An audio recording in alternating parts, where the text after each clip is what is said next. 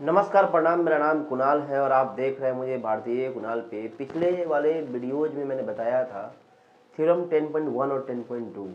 यदि आप में से कोई भी व्यक्ति इसको नहीं देखे हैं तो जाकर देख लीजिए, बहुत इंपॉर्टेंट आपको थ्योरम्स हैं। उसके पहले मैंने दो आपको और थ्योरम कराए थे पिछले साल में। आपको ट्रायंगल का एक बीपीटी था, एक बीपीटी का कन्वर्ट था, वो भी थ्योरम बहुत इंपॉर्टेंट है। यदि आप ऐसे छात्र हैं जो अब की 2024 में 10th का एग्जाम देने वाले हैं सीबीएसई से या किसी अन्य स्टेट बोर्ड एग्जाम से, तो आपके लिए दोनों वीडियोज, ये चारों वीडियोज जो है बहुत ज़्यादा इंपॉर्टेंट है। अभी वाला, इस साल वाला 2 वीडियो सर्किल वाला, और इसके प्रीवियस वाले में 2 वीडियो जो 2023 में मैंने बनाया था वो। और जैसा कि आज टॉपिक लिखा हुआ है बोर्ड पे कोऑर्डिनेट ज्योमेट्री, कोऑर्डिनेट ज्योमेट्री से मैं क्या करूँगा, पार्ट 1 ये वीडियो में शूट करने वाला हूँ। इस वीडियो में बताऊँगा आप सभी को कि कोऑर्डिनेट ज्योमेट्री में आपको जो एक्सरसाइज है 7.1 डिस्टेंस फार्मूला पे वो कैसे कैसे क्वेश्चंस आ सकते हैं और कैसे कैसे क्वेश्चन पूछे जाते हैं। ठीक है, तो पहले देख लेते हैं कोऑर्डिनेट ज्योमेट्री में आपको क्या क्या है। देखिए, पहला है यहाँ पे डिस्टेंस फार्मूला। डिस्टेंस फार्मूला है, जैसा कि आप जानते हैं डिस्टेंस फार्मूला क्या है भाई। तो डिस्टेंस फार्मूला आपको बता दें कि अगर कोई एक पॉइंट है जिसका अगर कोऑर्डिनेट पॉइंट x1 y1 है और कोई एक b अगर पॉइंट है इसका कोऑर्डिनेट पॉइंट x2 y2 है, तो इनके बीच की जो दूरी होगी, distance between a and b, AB जो होगी वो आपको हो जाएगी x2 माइनस x1 का होल स्क्वायर यहाँ पे हो जाएगा, और फिर y2 माइनस y1 का होल स्क्वायर हो जाएगा। यानी आप इस चीज से एकदम कंफर्म हो जाइए कि यहाँ पे जब भी आपको किसी भी दो पॉइंट के बीच के डिस्टेंस को फाइंड आउट करना होगा तो आप क्या चीज का यूज करिएगा, डिस्टेंस फार्मूला का यूज करिएगा। चलिए, यहाँ डिस्टेंस फार्मूला में फिजिक्स वाले बच्चे सोच रहे होंगे कि स्पीड और टाइम का यूज क्यों नहीं किया जाएगा। तो भाई यहाँ पे ये कोऑर्डिनेट ज्योमेट्री है। कोऑर्डिनेट ज्योमेट्री का मतलब ये होता है कि अगर कोई भी दो लाइन ऐसी खींची गई है और यहाँ पे इस पॉइंट का पूछ रहा है कि ये पॉइंट की पोजीशन क्या है, तो यहाँ कोऑर्डिनेट ज्योमेट्री का यहाँ पे क्या होता है, यूज होता है। क्योंकि ये पॉइंट अगर एक्स एक्सिस की ओर देखा जाए फिर वाई एक्सिस की ओर देखा जाए, अगर मान के चलिए कि ये 3 है ये 2 है, तो फिर ये पॉइंट जो होगा 3 2 हो जाएगा। और वही पॉइंट अगर ऐसे कर दिया जाए, अगर मान लीजिए कि ये -3 है, ये अगर मान लीजिए 4 है, तो यहाँ पे ये आपको 4 - 3 हो जाएगा। तो ये 4 - 3 इसके और इसके बीच की जो दूरी है, मान लीजिए ए हो गया, बी हो गया, तो इसके बीच की दूरी अगर निकालना होगा आपको, तो आप क्या चीज का यूज करिएगा, डिस्टेंस फार्मूला का यूज करिएगा। तो आप आई होप आप समझ गए होंगे कि कैसे डिस्टेंस फार्मूला का यूज किया जाता है, क्योंकि आप यहाँ पे दिमाग नहीं लगा पाइएगा कि डिस्टेंस फार्मूला कहाँ लगेगा। ठीक है, ऐसे आप डिस्टेंस मालूम कर पाइएगा बिना डिस्टेंस फार्मूला का यूज किए नहीं। You cannot find the distance between A and B without using a distance formula.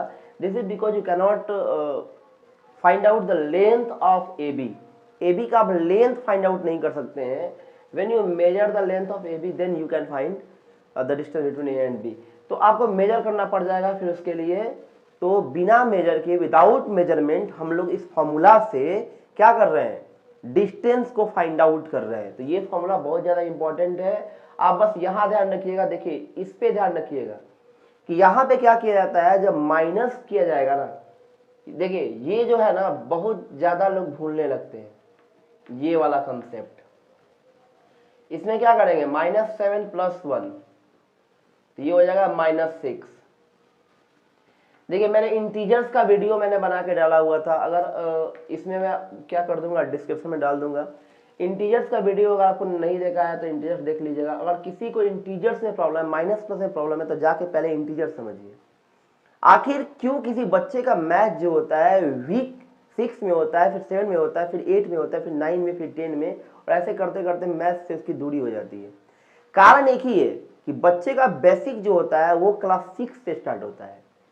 Algebra 6 में पढ़ना है, इंटीजर 6 में पढ़ना है, इक्वेशंस आपको बेसिक इक्वेशन वो 6 में पढ़ने हैं।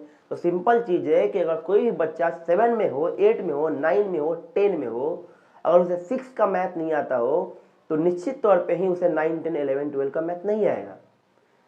अगर कोई बच्चा ये कह रहा है कि मुझे 9 का मैथ आ जाता है बिना 6 पढ़े, तो भाई उसको वो क्या किया है कि वो इंटीजर सीखा है। आप उसे जाकर पूछेगा, मैंने बता देगा वो। आप उसे पूछेगा 2x + 3x बता देगा वो, तब जाके वो 9 का 10 का बना पा रहा है। मेरी बात समझ रहे हैं ना मैं क्या बोल रहा हूँ। तो ये बहुत इंपॉर्टेंट है। देखिए ये सभी चीजें जो होती हैं वो आपको लोग नहीं बताते हैं, वो ऑफलाइन में पेड क्लासेज में बताते हैं, वो पैसा लेंगे आपसे तब बताएंगे। लेकिन नहीं भाई, मेरा फॉर्म है वीडियो बनाना, ठीक है। तो मैं आपको बता दे रहा हूं कि ये कॉन्सेप्ट आपके पास होना चाहिए। अब जैसे एग्जांपल के तौर पे मान लीजिए इसी का डिस्टेंस आपको निकालना होगा तो कैसे आप निकालिएगा, ये ए है तो आप लिखो यहाँ पे ए बी लिखने के बाद यहाँ पे क्या करोगे, यहाँ पे आप कर दोगे 3 माइनस 4 का whole square plus 2 minus minus 3। देखिए ये कॉन्सेप्ट है, यहाँ पे ऐसे कर दीजिए 2 माइनस माइनस 3, ये वाला कॉन्सेप्ट लगाइए। तो ये क्या हो जाएगा 3 माइनस 4 क्या होगा -1 का होल स्क्वायर हो जाएगा, और ये माइनस माइनस प्लस हो जाता है भाई, ये ऐसे हो जाता है 2 + 3 का होल स्क्वायर, ठीक है।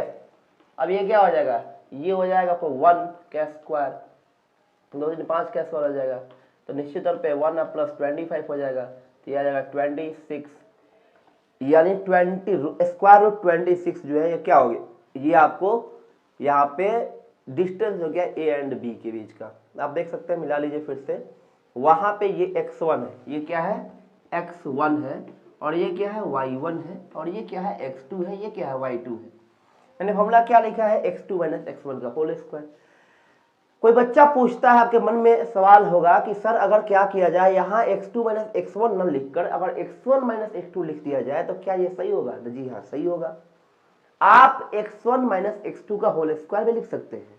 देखिए ये स्क्वायर है ना, यही आपको क्या कर रहा है यहाँ पे, इसको x1 - x2 लिखिए, x2 - x1 लिखिए, क्योंकि क्या आएगा, खूब से खूब आएगा माइनस आएगा या प्लस आएगा, तो माइनस का स्क्वायर करोगे तो प्लस ही आएगा, प्लस का स्क्वायर करोगे प्लस ही आएगा।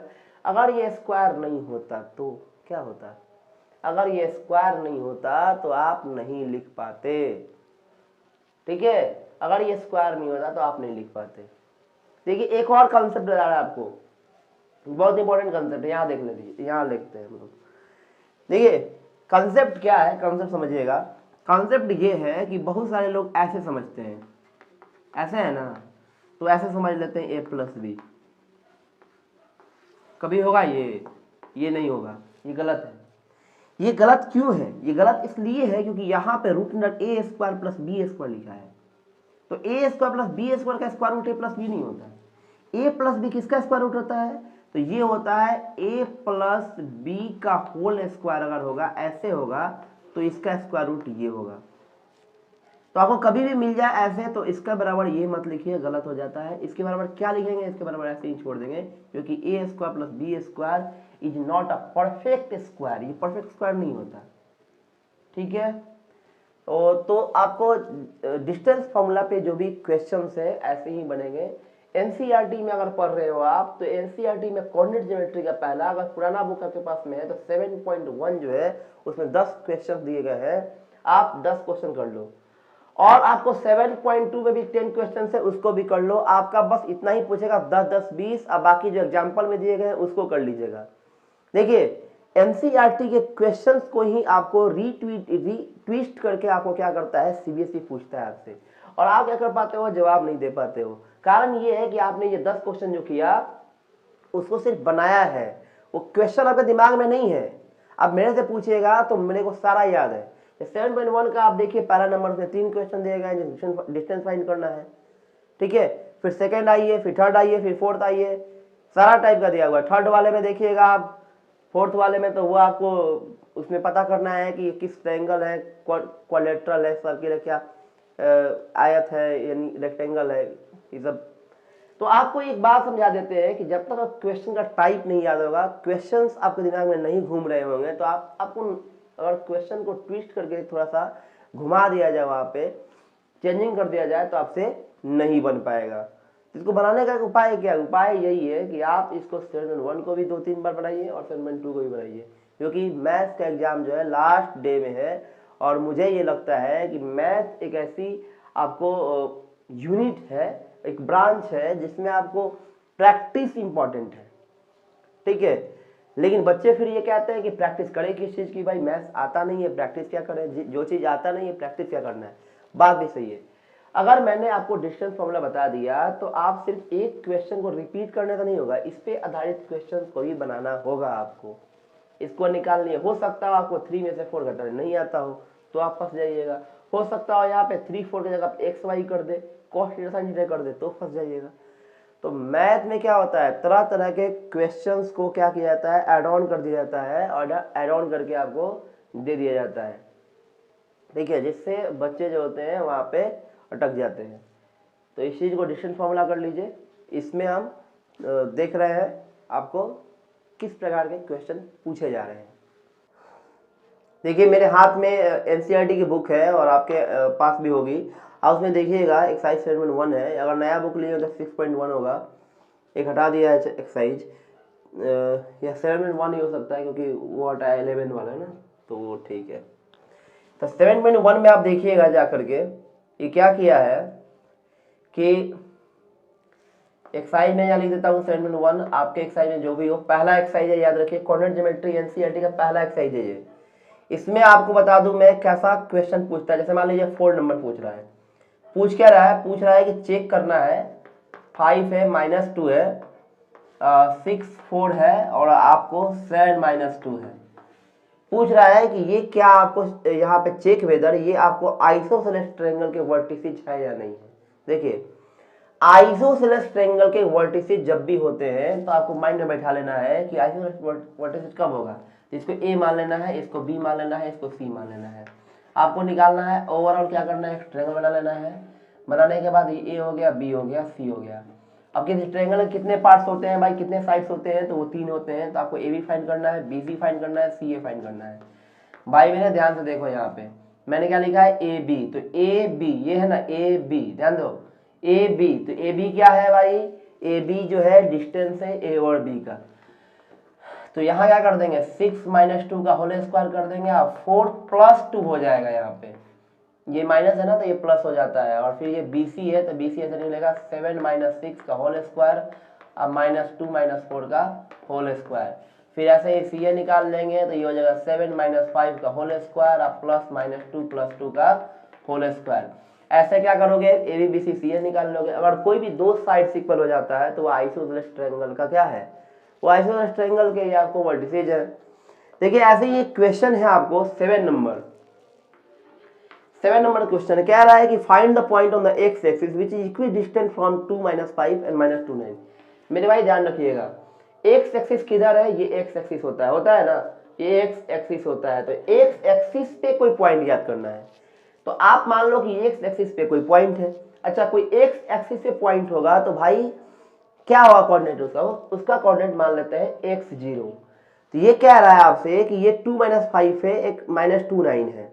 तो देखिए 2 - 5 आप याद रखिए ऐसे, ये होता है आपको प्लस प्लस, ठीक है, ये क्या होता है माइनस प्लस, ये क्या होता है माइनस माइनस, ठीक है, ये क्या होता है माइनस आपको प्लस, ठीक है, ये प्लस होता है, प्लस माइनस कर दीजिए इसको, ठीक है, ये माइनस होता है।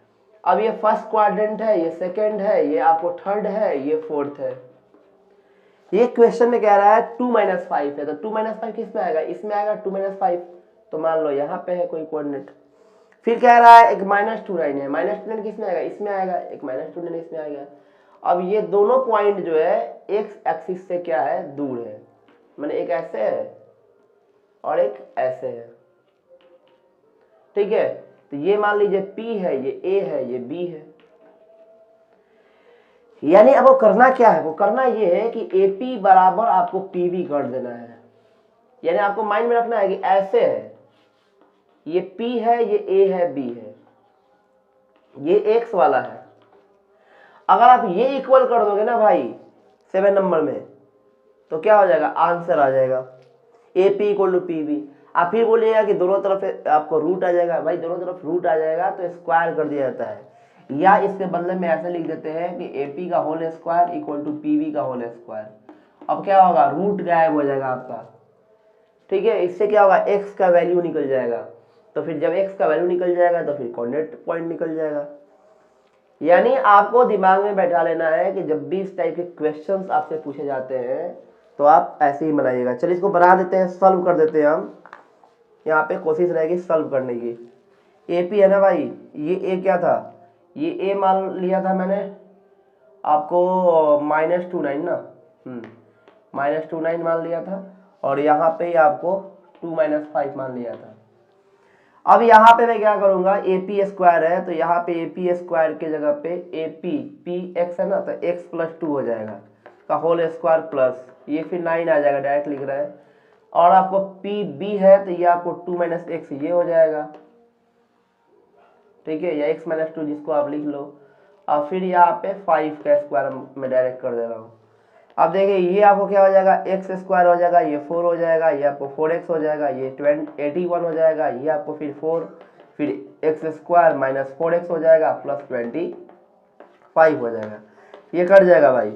अब ये क्या होगा, 4x में 4x जोड़ देंगे और 25 - 81 कर देंगे तो ये आपका आएगा 16x। अब ये हो जाएगा 11 में से 5 गया 6 बचेगा, यहाँ बचेगा 7 में से 2 गया 5 56, और यहाँ पे काट देंगे हम 11 में 7 में से 2 गया 5, ठीक है, 4 4 8 हो जाएगा ना, 8 से तो 56 काट देंगे तो x बराबर क्या होगा -7, यानी यहाँ जो पॉइंट आएगा -70 आएगा। -70 हम देख लेते हैं कि -70 आ रहा है या नहीं आ रहा है। तो 7.1 का देख लेते हैं भाई, मिलाना भी जरूरी है ना, नहीं तो हो सके तो आपको समझाने में चला गया हो। -70 आ रहा है, 7 नंबर क्वेश्चन है, आप भी मिला लीजिए ऐसे ही आएगा, ठीक है। तो ये भी क्वेश्चन सॉल्व हो गया। और देखिए और भी क्वेश्चन कैसे कैसे है देखते जाइए। चलिए अब देखते हैं, एक क्वेश्चन नंबर 8 है। 8 क्या कह रहा है, तो 8 नंबर क्वेश्चन में दिया है P दिया है आपको 2 - 3 एंड Q दिया हुआ है 10y। कह रहा है कि डिस्टेंस जो है वो आपको गिवन है, डिस्टेंस जो है वो दिया है 10 यूनिट्स, ठीक है। अब देखिए क्या करेंगे यहाँ पे कि डिस्टेंस मतलब क्या, PQ गिवन है, PQ इक्वल टू क्या हो जाएगा, तो भाई PQ इज इक्वल टू हो जाएगा 10 - 2 का होल स्क्वायर प्लस आपको y + 3 का होल स्क्वायर। अब PQ क्या है, यही आपको 10 है, तो 10 इक्वल टू ये हो गया, तो ये हो जाएगा 8 स्क्वायर हो जाएगा, ये हो जाएगा y + 3 का होल स्क्वायर। ये आपको स्क्वायर कर देंगे, ये स्क्वायर कर देंगे, रूट हटाने के लिए मैंने स्क्वायर किया, तो ये 100 हो जाएगा, ये हो जाएगा आपको 64, ये इसका भी रूट गायब हो जाएगा, अब प्लस हो जाएगा y + 3 का होल स्क्वायर।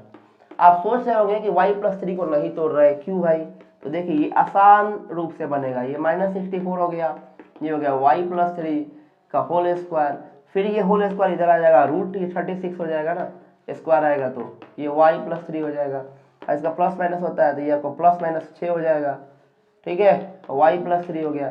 यानी y के यहाँ पे 2 वैल्यूज आप फाइंड कर पाते हैं, y के 2 वैल्यूज हो जाएंगे, यानी यहाँ पे क्या करिएगा, अगर +6 लीजिएगा तो y + 3 यानी y इक्वल टू आपको 6 - 3 हो जाएगा। अगर आप -6 लीजिएगा तो y इक्वल टू y + 3 यानी y इक्वल टू आपको -9 हो जाएगा। यानी आपके पास जो वैल्यूज आया y का वो q जो हो गया, ठीक है, y का वैल्यू पूछ रहा है, तो आप लिख सकते हैं hence y equal to 3 y equal to -9, ठीक है, बहुत आराम से। तो ये दिमाग में बैठा लेना है कैसे बनेगा 8 नंबर। 9 नंबर की जहां तक बात है, क्वेश्चन नंबर 9 जो है वो कह रहा है इक्वी डिस्टेंट है। देखिए इक्वी डिस्टेंट वाला क्वेश्चन भी आपको 7 नंबर की तरह बनेगा, इसमें कोई बहुत बड़ी बात नहीं है, ये भी हम लोग देख ही लेते हैं कि कैसे बनेगा।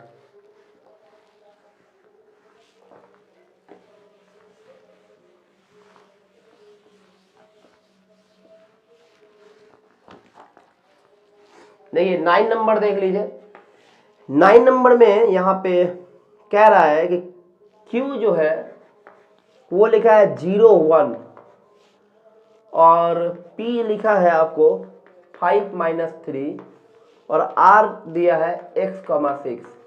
देखिए यहाँ समझने वाली बात ये है कि Q जो होता है वो आपको इक्वी डिस्टेंस है P से भी R से भी, यानी अगर आप ऐसे बना दीजिएगा, यहाँ आपको Q कर दीजिएगा, ये से PR कर दीजिएगा, तो यहाँ पे बनेगा QP इक्वल टू QR, यानी स्क्वायर करिएगा अगर आप ऐसे, बस अब डिस्टेंस निकाल लीजिए, QP कैसे निकलेगा, 5 - 0 का स्क्वायर हो जाएगा, और ये -3 - 1 का स्क्वायर हो जाएगा, ये देखिएगा तो x - 5 का स्क्वायर होगा +6 और +3 का स्क्वायर होगा, ठीक है। स्पीड देख के मत कहिए कि जल्द समझ नहीं आ रहा है, समझ आ रहा है भाई, यहां लिखा है Q is equi distant from P and R। Q जो है वो P से R से इक्वल डिस्टेंस पे है, समदूरस्थ है, यानी Q जो है जितना P से दूर है उतना ही R से दूर है, मैंने ये दूरी जो है इसके बराबर है, इसलिए मैंने QP को QR कर दिया। अब जरा ध्यान दीजिएगा, यहाँ पे मैं 5 का स्क्वायर क्या कर दूंगा, 25 कर दूंगा। अब -3 -1 क्या होगा, -4 का स्क्वायर क्या होगा, 16 हो जाएगा।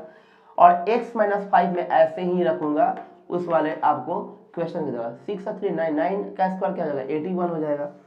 अब 5 और 16 क्या हो जाएगा, 41 हो जाएगा, ठीक है। और ये हो जाएगा आपको -81। हाँ सही जा रहा है, सही जा रहा है, सही जा रहा है, कोई दिक्कत कोई दिक्कत। 5 - 0 हो गया, -3 -1 हो गया, x - 5 हो गया, 6 + 3 हो गया, QP। अच्छा अच्छा अच्छा, PR मैंने निकाल दिया, यहाँ पे QR निकालना चाहिए, जबकि QR। अच्छा, x माइनस यहाँ 0 करना होगा और फिर आपको 6 - 1 करना होगा। भाई मिस्टेक हो गया है थोड़ा सा, कोई बात नहीं, x स्क्वायर हो जाएगा, ये 6 में से 1 गया 25, 21 से 25 काट देंगे, ये 16 हो गया, ये x स्क्वायर हो गया, x इक्वल टू क्या होगा, √16 हो जाएगा, यानी x इक्वल टू +-4 हो जाएगा। तो ये भी आपको क्या हो गया, ये भी आपका आंसर हो गया। उसके बाद क्या निकालना है, QR PR निकालना है। तो QR, तो Q अब क्या हो गया, 0 1 है ही, और R क्या हो गया, R आपका x हो गया, एक बार 4 एक बार 6 कर देंगे, एक बार -4 -6, ये 6 कर देंगे, ठीक है। इसका भी वैल्यू देख लेते हैं 9 नंबर का कि आ रहा है कि नहीं आ रहा है। 9 नंबर क्या है एक्सरसाइज भाई, 7.1। तो 7.1 का 9 नंबर जो है +-4 दे रहा है, सही है। अब आप क्या करोगे, तो QR का एक वैल्यू आएगा और आपको एक PR का वैल्यू आएगा, तो QR का आसानी से निकाल लेंगे, PR का भी निकाल लेंगे, x का वैल्यू लिख दिए है, ठीक है। बताइए समझ में आ रहा है ना, अरे भाई एकदम समझ में आएगा। 10 नंबर एक देख लीजिए, लास्ट यही है। 10 नंबर में क्या है, कह रहा है कि find the relation between x and y such that the point x y equi distant from the point, इतना सेम क्वेश्चन है।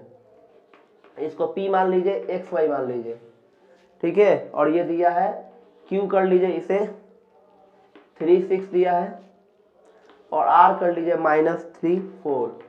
सबसे पहले जानिए कि रिलेशन क्या है। रिलेशन जब भी पूछता है तो आपसे x और y का वैल्यू नहीं पूछता है, बल्कि आपको क्या करना है कि उसे आपको फॉर्म में, जैसे यहाँ PQ करना है और फिर PR करना है, स्क्वायर करिए इसे। अब देखिए थोड़ा यहाँ ध्यान दीजिएगा, 3 - x का होल स्क्वायर हो जाएगा ये, और फिर 6 - y का होल स्क्वायर हो जाएगा। ऐसे ही -3 - x का होल स्क्वायर होगा, और फिर 4 - y का भी होल स्क्वायर होगा।